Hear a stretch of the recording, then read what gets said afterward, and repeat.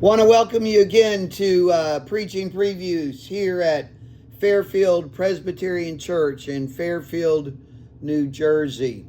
We meet for worship, corporate worship, Sunday morning at 10 o'clock, Sunday school following, and then we have evening service, a different, you might say more informal service at 6 o'clock on Sunday evenings.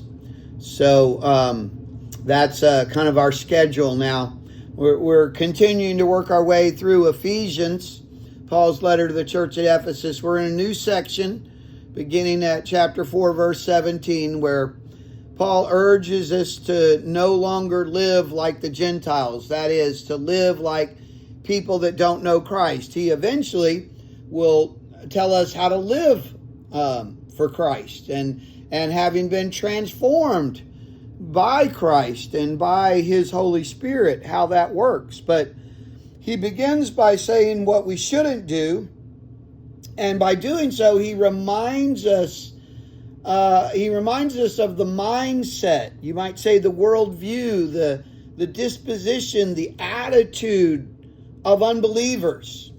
Why is it that they're opposed to God? Why are they opposed to the gospel? It's such great, good news. What makes them sometimes not merely indifferent, although there are those that are that, but really hostile to the gospel? Well, this is one passage along with Romans 1 that really helps explain that situation. Paul, in a sense, sort of dissects the spiritual life of pagans.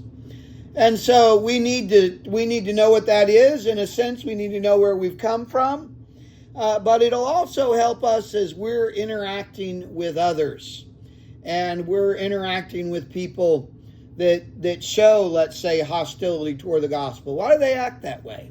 Well, Paul tells us. So come and join us and let's walk our way through that passage.